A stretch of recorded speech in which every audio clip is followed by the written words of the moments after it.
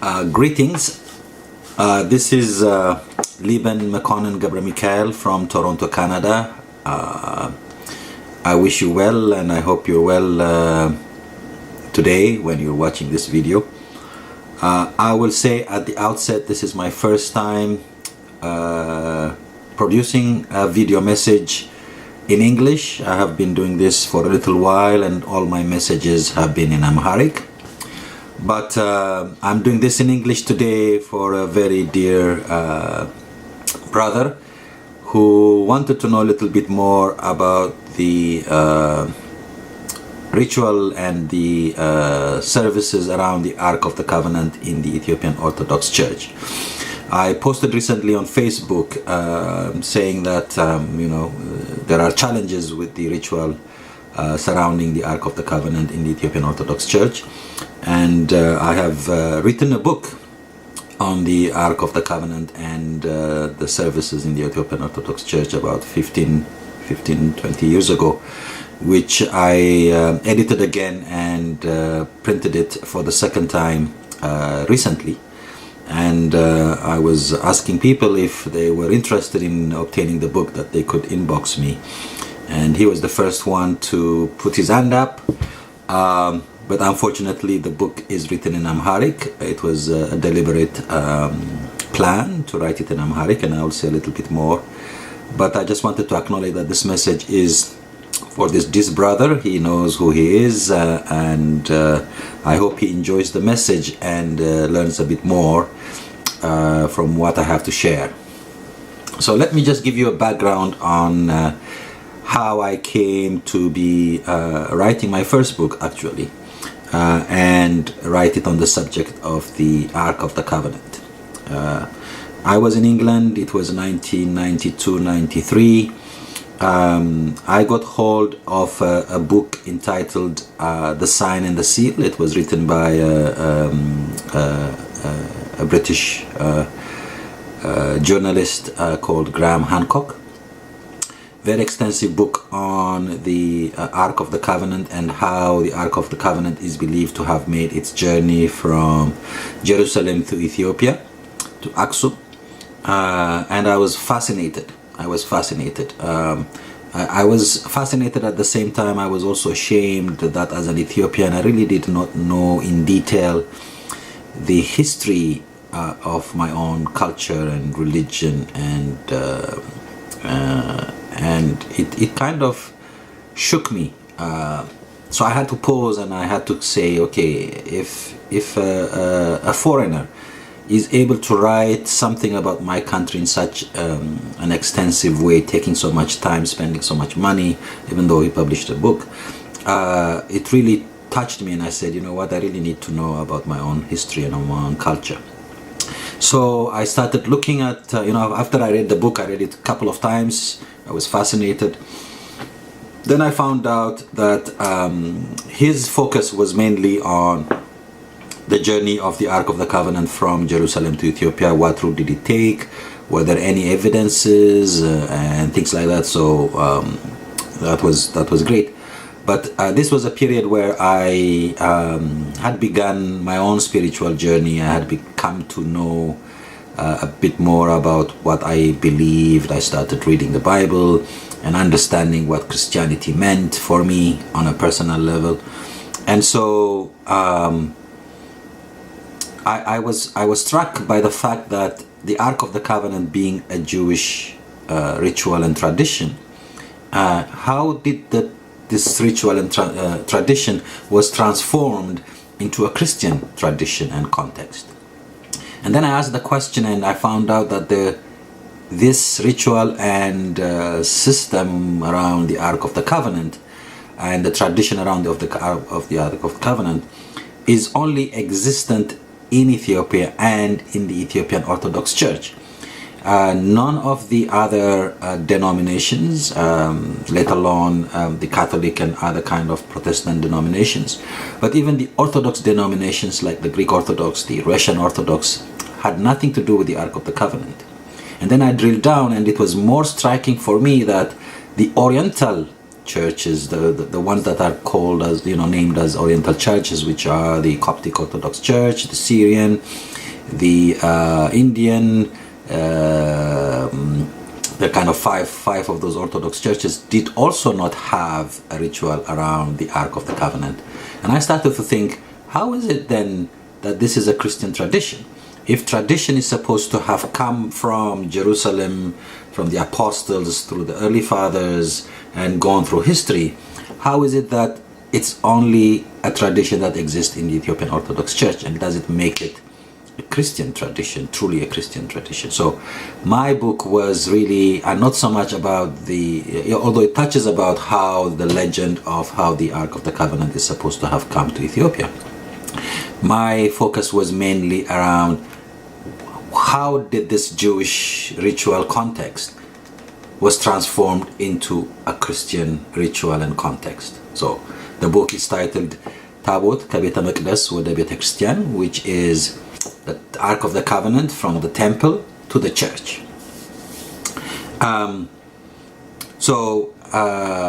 If it was not something that, as Graham Hancock has put it, the Ark of the Covenant disappears after the reign of Solomon. We don't see any reference in the Old Testament about the Ark of the Covenant. Particularly, it starts from the fall of the Solomon kingdom, but definitely after the Babylonian invasion in 586 BC. That's when the temple was taken. Israel was taken captive. They had taken everything that was in the temple, and supposedly the Ark of the Covenant, possibly. And then we don't see any reference about the Ark of the Covenant, even within the Jewish context. So how come, as Christians, we have this ritual that is most significant and central to the Orthodox Christian faith? So that was my investigation and how the book came out. So I just wanted to give a synopsis of the book to my good friend. Until I get the chance of translating it into English, I just wanted to share this message with him. So that's the history of the book. So I start with comparing the Jewish tradition and the Christian tradition. We know that Christianity came out of the Jewish culture and the Jewish ritual and belief system and worship system, right? We know Jesus was a Jew. The apostles were Jewish. So Christianity came out of the Jewish tradition. We know that how the New Testament interprets that is that the Old Testament and the Jewish tradition is like a shadow to what was expected to come in the Messiah of Jesus Christ, and the substance is what Jesus Christ thought, and the tradition of the Christian tradition, the Jewish tradition, is like a shadow to what was expected. And at the beginning of the Christian faith development in the early churches, there were challenges, as we can see from New Testament writings, early church history, that there were some challenges in terms of, do we still continue to follow Jewish tradition and customs and religious practices, or do we not? And most of the Apostle Paul's writings in the epistles in the New Testament show what was the challenge, right? So as he was preaching the gospel to tell people, you can attain the kingdom of God, you can be saved, you can be part of the family of God just by believing in Jesus Christ as your Savior and Lord, whereas some of the Jewish Christians were also demanding that people follow some of the Jewish laws and regulations and rituals, for example, circumcision.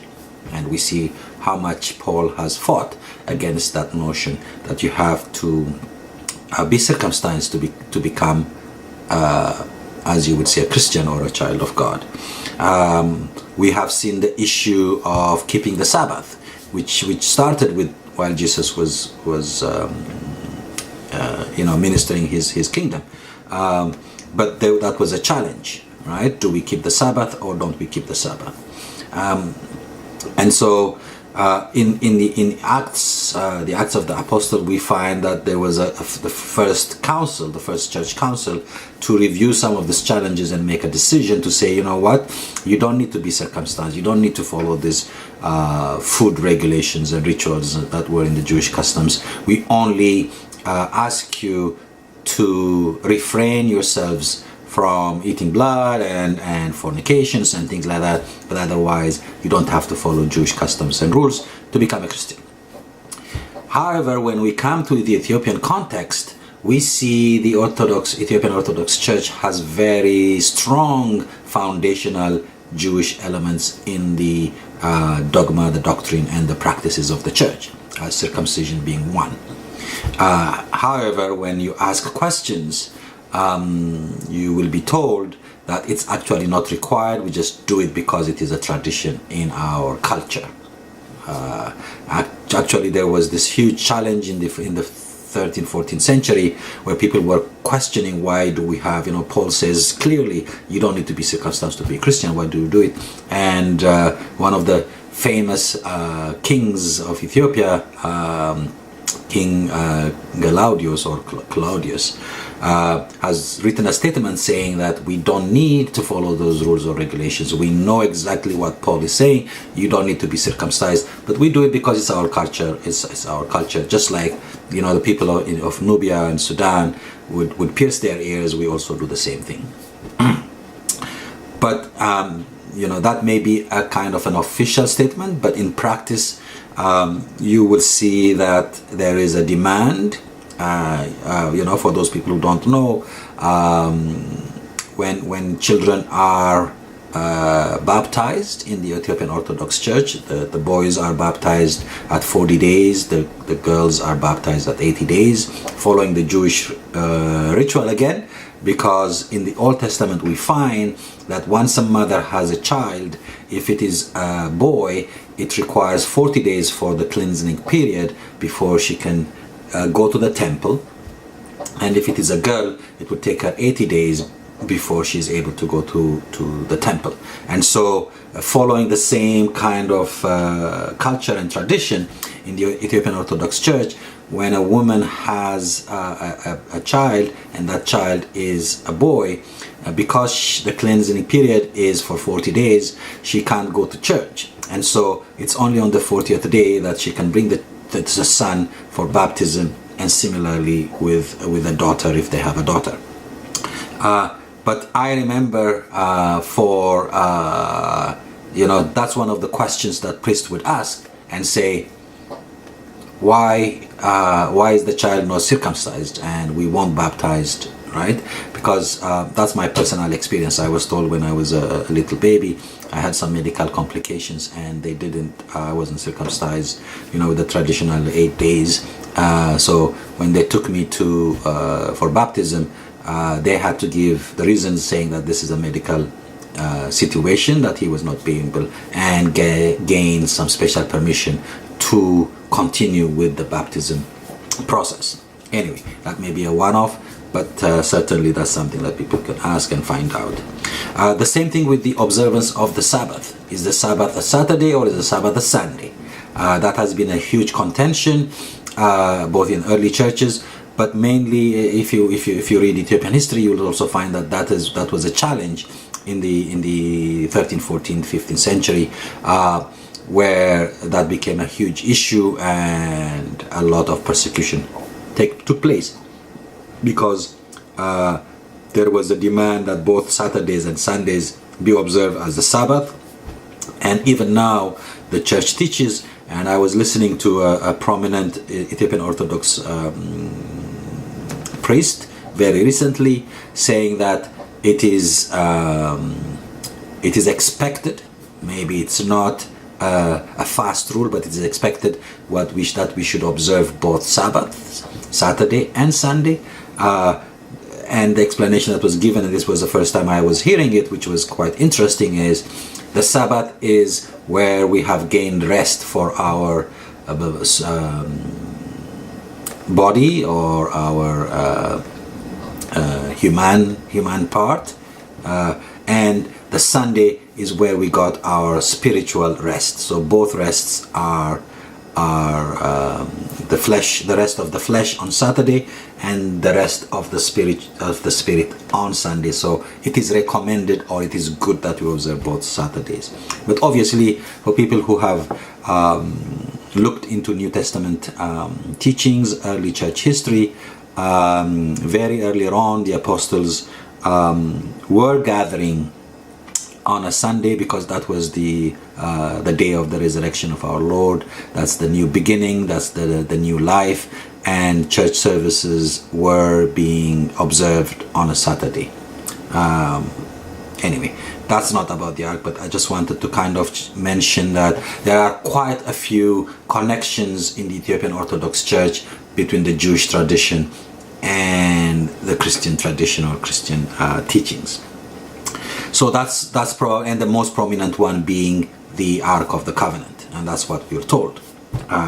One thing I would like to say at the outset is, when you start looking into the tradition and cultures of the current Ethiopian Orthodox Church around the Ark of the Covenant, you will find that the Ark of the Covenant and the tablets, the two tablets where the Ten Commandments were written, are used interchangeably. Right? So in Amharic, the word for the Ark of the Covenant is taboot. But the word for the tablets is tzillat. Right? But what we know exists in the churches, as far as we have seen, is the tzillat, which is the tablets.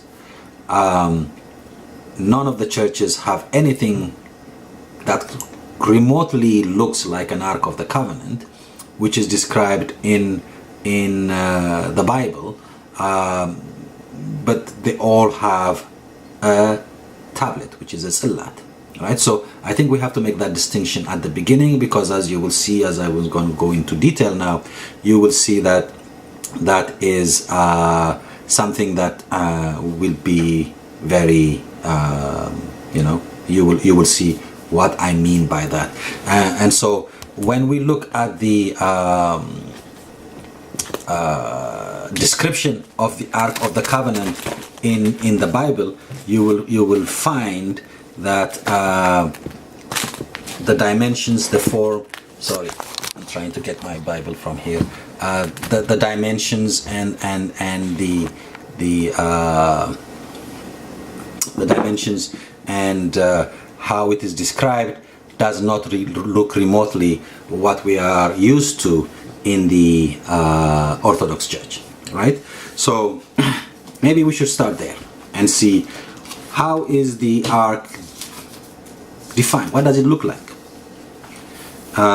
So we will find this in Exodus, right?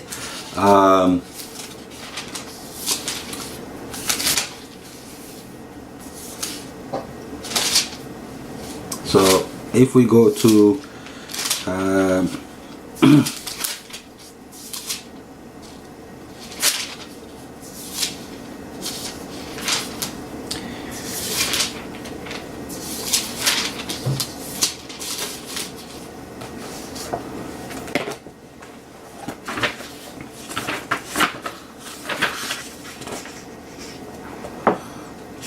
right, Exodus 25.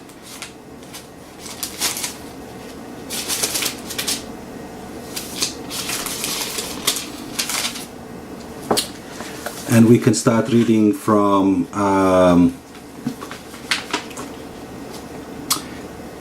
verses 10.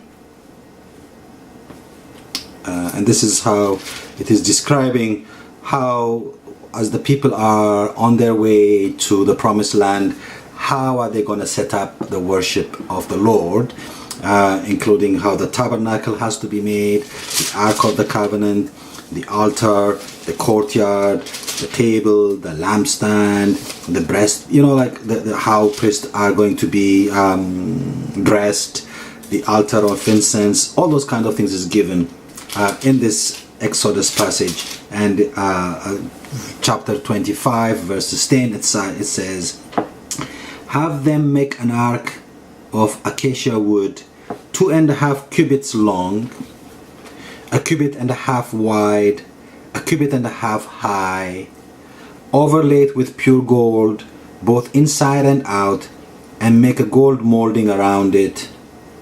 Cast 4 gold rings for it and fasten them into its 4 feet, with 2 rings on one side and 2 rings on the other. Then make poles of acacia wood and overlay them with gold. Insert the poles into the rings on the side of the ark to carry.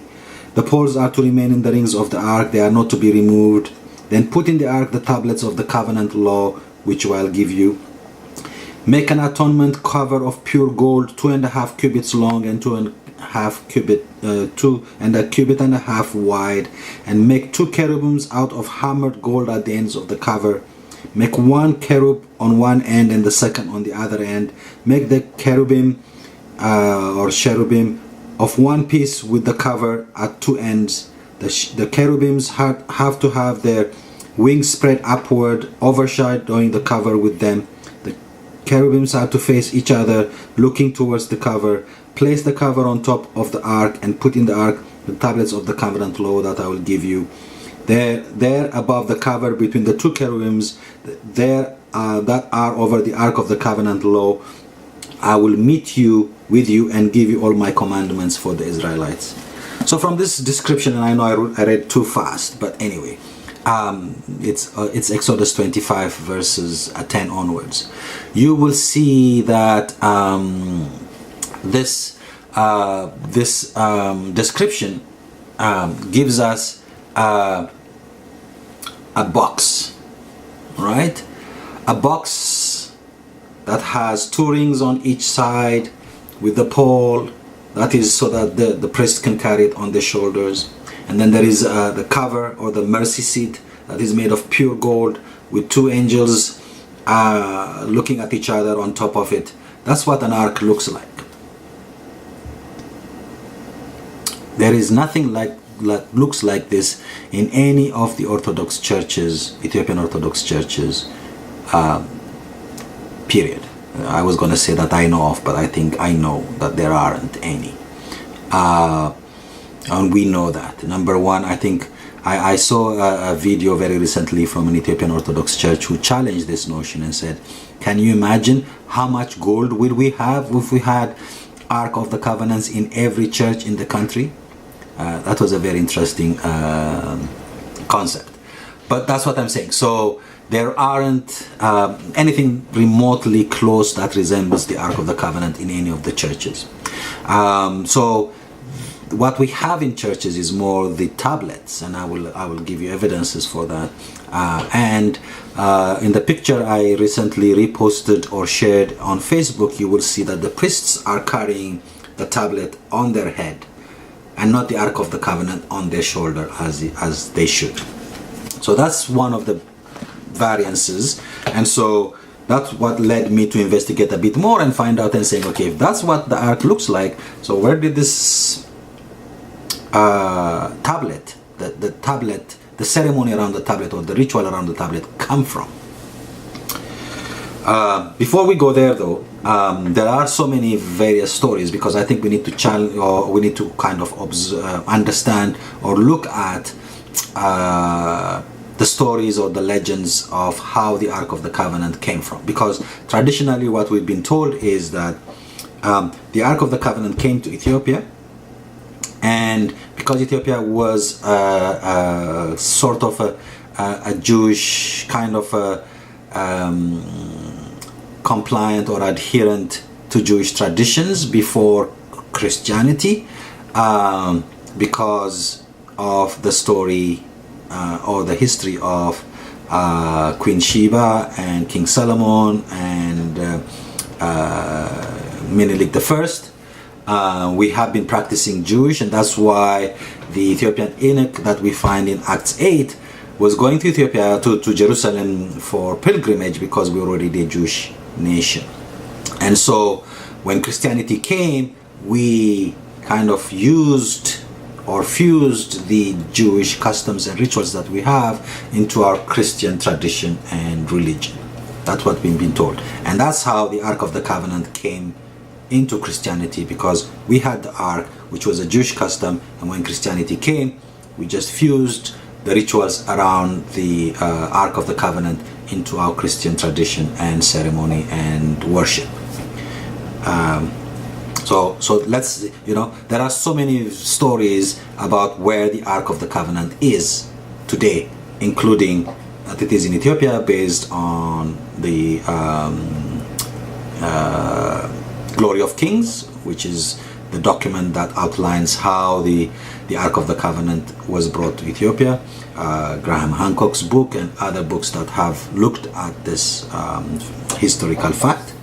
But there are also other sightings in other books that show that the Ark of the Covenant is not in Ethiopia. So some of them have been saying that the Ark of the Covenant may have been hidden under the temple at the time of the Babylonian invasion, knowing that the Ark was the central kind of relic that the Jews had. There was no way that they were gonna get that captured, and so Solomon, when he designed the temple, had created a special kind of a tunnel and cave under the temple, and before the invasion happened, the priests hid the Ark of the Covenant under the Jerusalem temple, and that's how it is saved, that's how it is there at this time. And a few archaeologists have tried to do excavations, some have claimed that it is there, but have not been able to complete the excavation because currently that portion of the temple is controlled, is the big mosque, and controlled by the Muslims, and so they won't give them permission to do that. An Australian archaeologist had actually said that he had found where it is in the cave, had sent in some those cameras that they can put in there, and have seen that there are there is a box there that has the same dimension of the Ark of the Covenant, and there are some places where we have seen some blood. In actual fact, that's the place where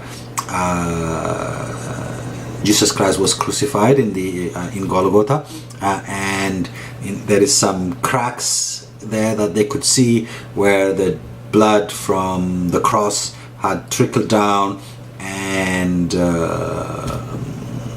poured onto the Ark of the Covenant, fulfilling the kind of blood sacrifice under the Old Testament and the Jewish law within the New Testament or New Covenant. Interesting story, fascinating, but unbelievable. Then there are some historical facts or legends or writings that suggest that the Knight Templars, who were very active in protecting the Jerusalem and the Jewish kind of culture and tradition and religion, had gone from Europe to Jerusalem, found the Ark and brought it back to France, and possibly is in France. There is some writings that in actual fact the Knight Templars had taken it from France to Scotland, and is in a place called the Roslin Chapel, close to Edinburgh, where it is resting now secretly. There is some guy who wrote and said that actually the Ark of the Covenant is in Zimbabwe, because there the Zimbabweans have some tradition around what looks like the Ark of the Covenant. But what I found as an interesting story in one of the apocryphal Old Testament books, the Maccabeans, that was very interesting for me. So if you probably know that in the Bible, depending on which denominations you belong to, has a number of books. So if you are a Protestant, you believe that the Bible contains 66 books. 39 Old Testament books and 27 New Testament books. If you are from the Catholic tradition, there are about 75 books. If you are from the Orthodox tradition, there are more than 75 books. And in Ethiopia, it is believed that there are 81 books. And so those additional 15 books belong to the Old Testament. Actually, in the Ethiopian culture tradition, is in the Old Testament as well as the New Testament. But we're looking at the Old Testament right now, and those are called second canonical books or apocryphal books. And of those books, some are famous, like the Book of Enoch, the Book of Jubilees, but there are other books that are also missed in the Protestant canon. And so part of those are the Maccabean books. So there are, according to the Ethiopian tradition, there are 4 Maccabean books. So Maccabean, first Maccabean, second Maccabean, third and fourth. In other cultures, like the Catholic cultures, there are 2 or 3, depending which canon you look at. So the English apocryphal books that contain these Maccabean book, which especially the second Maccabean book, there is a passage that reads like this. So it's second Maccabeans chapter 4, and it reads, "It was also contained in the same writing that the prophet, which is Jeremiah, being warned of God, commanded the tabernacle and the ark to go with him, as he went forth into the mountain where Moses climbed up and saw the heritage of God. And when Jeremiah came there, he found a hollow cave wherein he laid the tabernacle and the ark and the altar of incense, and so stopped the door. And some of those that followed him came to mark the way, but they could not find it. Which when Jeremiah perceived, he blamed them, saying, As for that place, it shall be unknown until the time that God gathered his people again together and received them unto mercy." So according to this apocryphal biblical passage, Jeremiah is supposed to have taken the ark just before the Babylonian captivity and took it to the mountain where apparently Moses was shown the heritage of God before he passed away, and found a cave and hid it in the cave, and that place is sealed and nobody knows where it is, but will be revealed when the end times approaches. So when the first time I saw this, I said, oh my goodness, we have a writing in the Bible. Okay, maybe the Protestants do not believe these are authoritative passages, but the Orthodox Church, the Catholic Church, believe that these apocryphal books are authoritative and are part of the canon. So I said, how then can the Ethiopian Orthodox Church explain that if the Bible is saying that the ark is taken by Jeremiah and saved or hidden in a cave, how can then they say that in the time of King Solomon, which was before,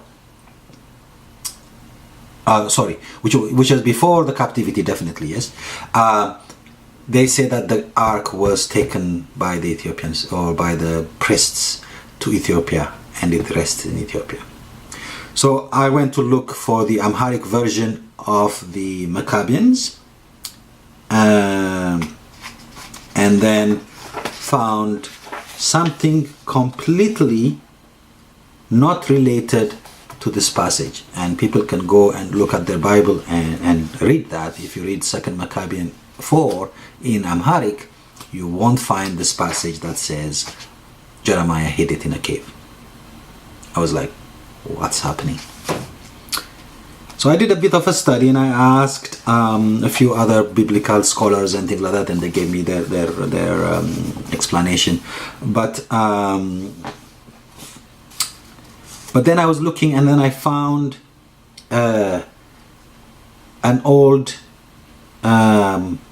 book, but it was in Ge'ez, and that Ge'ez reference or that passage in Ge'ez exactly talks about this.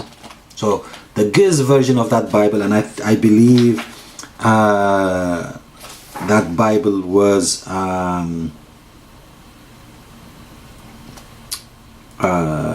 was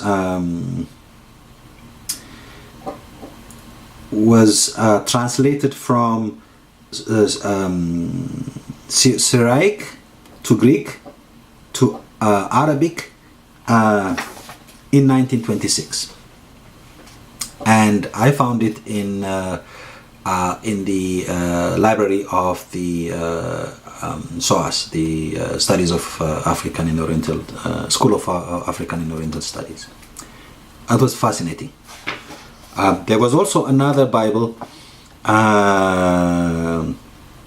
that was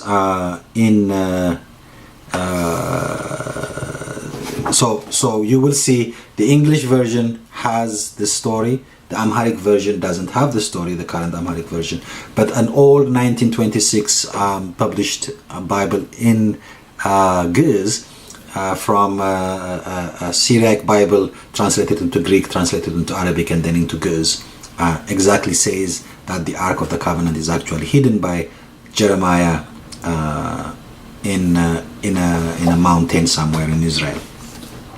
Another fascinating story, just to kind of touch base on that, was written by a Canadian called Grant Jeffries. He has written a lot of books around eschatological events, and so in one of his books, I think it is Armageddon, he says that he had some very reliable source tell him that during Operation Moses, which is the operation where a lot of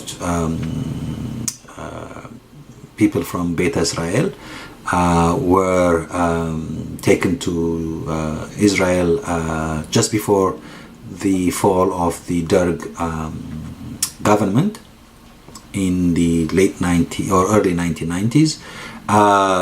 There was a secret agreement done between the Ethiopian government and the government of Israel as they were negotiating the exodus of or the taking of the Ethiopian Jews, the Beta Israels, to Israel. They also agreed that they would take the Ark of the Covenant, and so Israel intelligence secretly came to Aksum and took the Ark of the Covenant to Israel, and the reason for it is because the temple is going to be rebuilt according to prophecies that the temple will be rebuilt for the third time, and there's only one reason why the temple has to be built.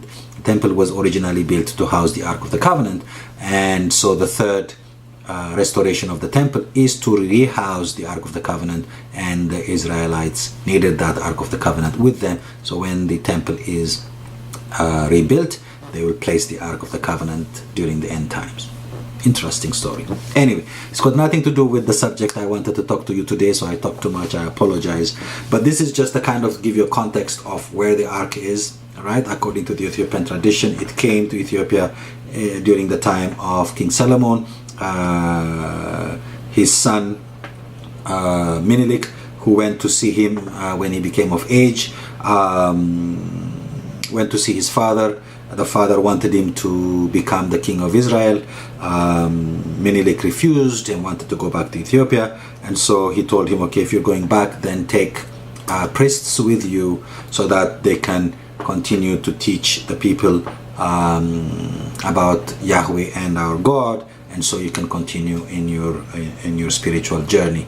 The priests who were not very happy with the king's decision, those priests who were selected to go with Menelik, decided to steal the ark and take it with them.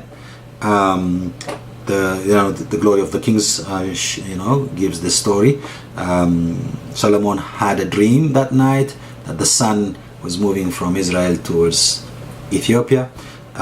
Didn't understand what it was, but in the night before they left, the selected priests went into the Holy of Holies, took the ark, put something that looked like the ark and covered it so that nobody would find out, and took the ark with them.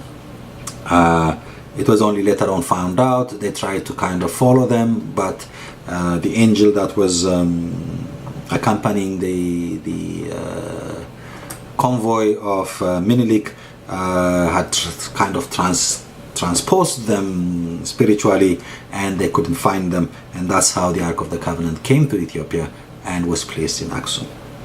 We know that nobody is allowed to see inside the chapel where the Ark of the Covenant is located, or said to be located today. There are some stories that Graham Hancock has written to say there were a few people who had a chance to have a look in the old days, which is not believed by the Ethiopians because nobody is allowed to believe them. But those people who said they had seen it have given a description that is more like a tablet of stone rather than a box or the Ark of the Covenant. Anyway, my inquiry and research was more about how did this tradition was able to transfer into Christianity. If Christianity is supposed to have come from Jerusalem through the either through the Ethiopian Enoch in as described in Acts 8, or through Freminatos, or how is known in Ethiopia as Abba Salama in the 4th century, which would mean that the doctrine, the teachings, the rituals, the ceremonies, the worships, all those kind of things would have come from either from the Coptic church or from Jerusalem, however people want to interpret that. And there was no way that either Freminatos or this Enoch would have brought with him doctrines or ritual or worship ceremonies around the Ark of the Covenant, because that was not existent in Israel at the time of the birth of Christianity. So we can only say that it was, and that's why it is only unique to the Ethiopian Orthodox Church, because the Ethiopians decided to blend the Old Testament and the New Testament and fuse them together into a new worship ceremony, ritual, tradition, culture. And so they used the Ark of the Covenant to do that. That would seem the way as a surface, but what my investigation has looked at is how other Orthodox churches are doing their liturgy, worship rituals. All right, and so a couple of things, that hints that were given that got me into looking into this was, number one, a lot of the Ethiopian Orthodox Church scholars who have written around this have always suggested that it's not only Ethiopia that using a similar situation, right? They say, oh, the Copts have what they call the luh, which they use in the same way as we do with the Tabout or the Ark of the Covenant, or the Catholics have what is called the altar or the mensa. So those kind of things were very interesting to find out.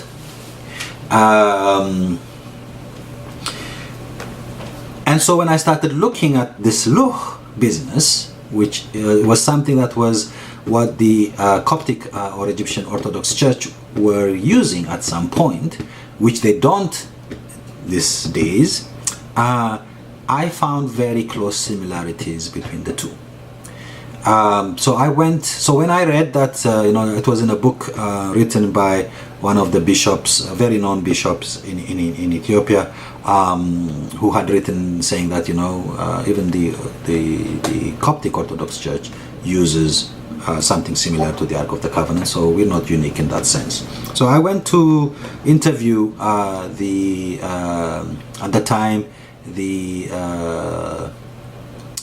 I think he was the bishop in England for the Coptic Orthodox Church, and I went to speak to him, and I asked him questions around the Ark of the Covenant, differences in the biblical canon between the Ethiopian Orthodox and the Coptic Orthodox Church, and things like that, because the two would have been very, very close, knowing that most of the bishops that came to Ethiopia were consecrated by or sent by the Coptic Church until the 1950s, right, during Haile Selassie's time.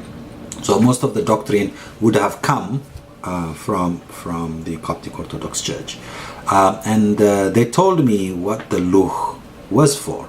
So just going back a little bit, the function of the Ark of the Covenant according to the Ethiopian Orthodox Church tradition is mainly crucial and important, and a church cannot exist with the ark, without the Ark of the Covenant, or the taboት, which I would say is the ሥርዓት. A church cannot exist without the taboት, the ሥርዓት, or the tablet. Right? All churches have to have one, and the reason why they have to have one is because it's upon the ሥርዓት or the taboት where the Eucharist is consecrated. So the main function of the taboት or the ሥርዓት or the tablet is to consecrate the Eucharist, the Holy Communion. and the crucial part of that is it's only because of the prayers that is done on the ሥርዓት that the bread is turned into the body of Christ and the wine is turned into the blood of Christ. It's the prayer that is the liturgy and the prayer, which is the Mass in Catholic terminology, or the ቅዳሴ in Orthodox terminology, and the fact that it is done on that tablet that consecrates the Holy Communion. So in the Coptic Orthodox Church, they use this tablet called the luch, which is similar in size to the tablet that is now used in the Ethiopian Orthodox Church, and we see the priests carrying them during Timkat or when it's a big festival. And upon it is written, there is a cross sign on it, and upon it is written the Alpha Omega sign, which shows that this is, God's name. And that's where they do consecrate the Holy Communion. It is the same thing in the Orthodox Church. So I started looking at the similarities between the Old Testament Ark of the Covenant and the current Ethiopian Ark or tablet or ሥርዓት, and the similarities between the Coptic Orthodox Church, what they used to do as luch, and the current situation that is in Ethiopia. And the similarities are exactly or almost exactly the same between the luch and the ሥርዓት, and widely different between the Ark of the Covenant and the ሥርዓት. Even if we took the Ark of the Covenant, not just the Ark of the Covenant, but we said, okay, it resembles the tablet that was contained inside the Ark of the Covenant, right? So when when Moses built the Ark of the Covenant, he was told that he needed to put the two tablets where the 10 Commandments were written upon inside the Ark of the Covenant. Even if we assume that it's not the Ark of the Covenant that came to Ethiopia, maybe the priests stole one of the tablets and brought to Ethiopia, as one of an old Ethiopian writer has suggested. His name is Marigeta Abba Kidane Mariam Getahun is his name. Right? He's written in 1957 Ethiopian calendar and saying it's one of the two tablets that came to Ethiopia, not the Ark of the Covenant. Even if we assume that, the differences are still wide between the Old Testament resemblance to the Ethiopian Orthodox Church. Because within the Ethiopian Orthodox Church, there's ሥርዓት, as it is described. There's a cross sign on it. There's the name of God on it, which is the Alpha Omega and the luch. It is used for the consecration of the Eucharist, both in the Coptic tradition and in Ethiopian tradition. And the Coptic Orthodox Church did create this luch because in the early days, when they didn't have churches, or when they had to kind of move because of persecution, or they had to go from one place to another, they needed somewhere where to put the bread and the wine for consecration and prayer. And so they created this tablet that is kind of consecrated, blessed, and kept holy, spiritually holy, to be able to do that. And they were moving from one place to another. When they stopped doing that, and when they have their own churches now, they don't use the luch anymore. My theory was that because most of the traditions and cultures were from the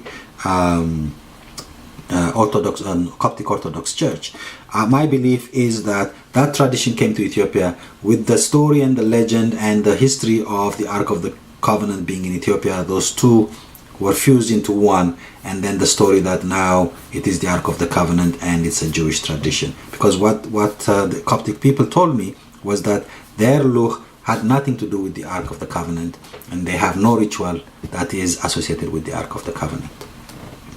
So that is what this book is about, and it shows the evidences, the biblical evidences, the historical evidences in the book, and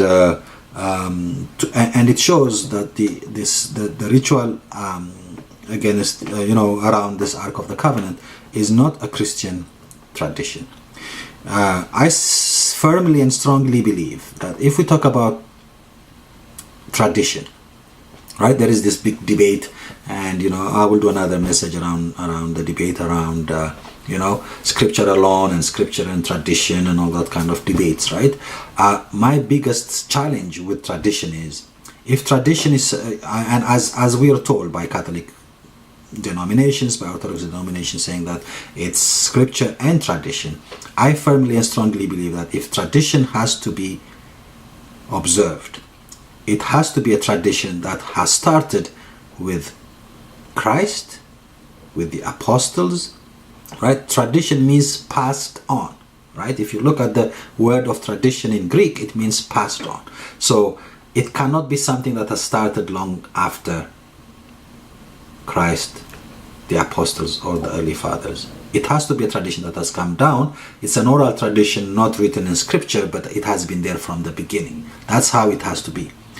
And if ritual and worship around the Ark of the Covenant is a tradition, then it should have started with Christ. Okay, if it did not start with Christ, it should start with the apostles when they were doing worship and they were doing the Eucharist or the Holy Communion or the Lord's Supper as it used to be called in those days. Then they would have done it on an Ark of the Covenant or a tablet or a tzallat, to say that this is how it has to be done, and that tradition passes on to the next generation of bishops or priests, and that tradition continues. It cannot have been that way because the apostles did not have the Ark of the Covenant or a ritual based on a Jewish tradition that has a tablet or anything like that. So this is what the book is about. So I'm hoping that my friend now can at least understand what the book is about until it gets translated. Maybe one of those days I will have the opportunity and the grace from God to find time to do that, which a lot of people have been asking me. But this is what the research and the story is about. I'm sure you'll have many questions. And so a couple of other stories that is also in the book is in 2002, I believe, yes, in 2002, a priest called John McLevy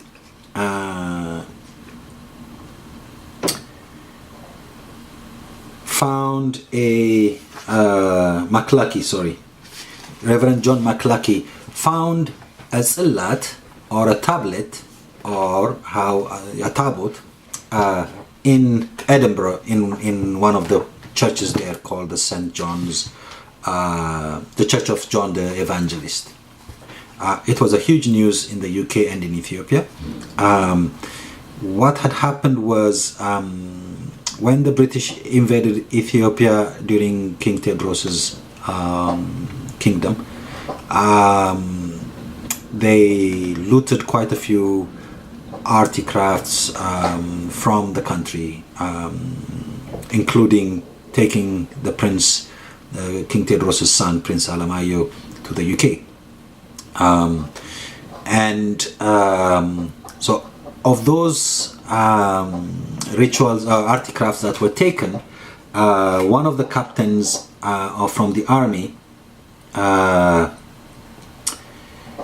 Captain William Arbuthnot was part of the army that invaded Ethiopia, came back with one of the ጽላት and donated it to the church.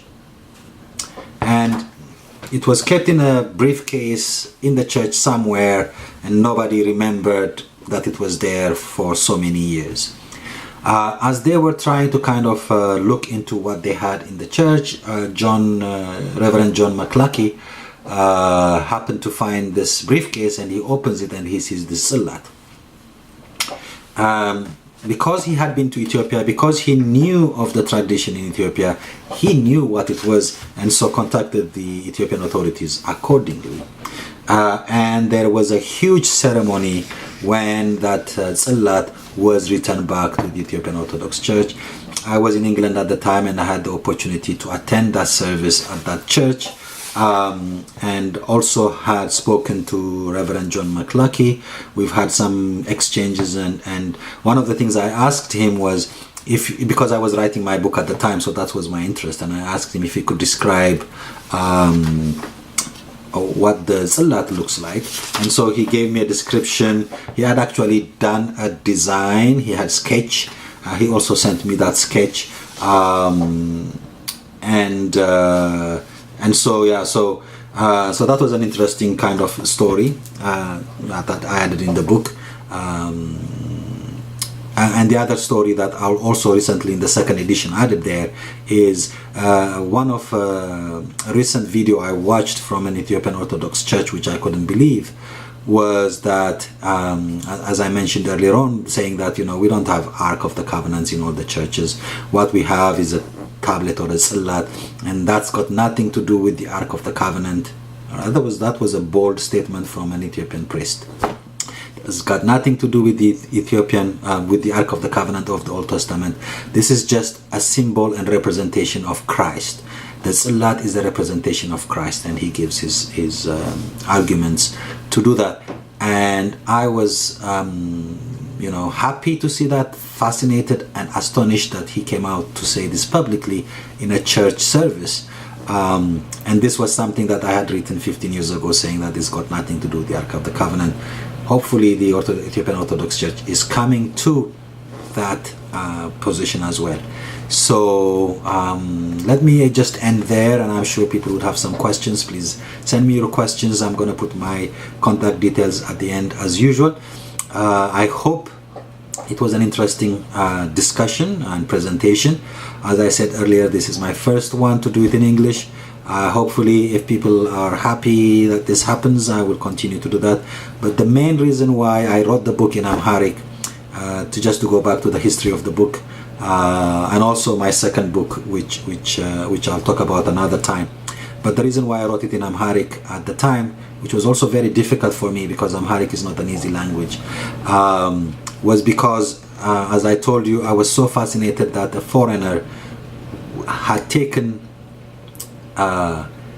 knowing and writing about my history in his language, and I said, you know what, I have to write what I find out or what I know about the history of my culture, religion in Amharic for my people, and that's why I wrote it in Amharic. But maybe this is the time now to maybe translate it into English. I will try to do so. But in the meantime, I hope this message, for those who have not been able to read the book in Amharic, maybe this is a window to just tell you what is in the book. So if you have any more questions, comments, discussions, let's continue to talk about this. I will put my email contact at the end. I have also a website. You can check the website or my Facebook page and like and share it with other people who might have an interest, even though they're not Ethiopians, but interest in the Ark of the Covenant, the ritual in the Ethiopian Orthodox Church, and so on. Okay, thank you very much for your time. I appreciate your time, and I wish you all the best, and God bless. This is Liban Mekonnen Gabriel Michael from Toronto, Canada, switching off. Take good care.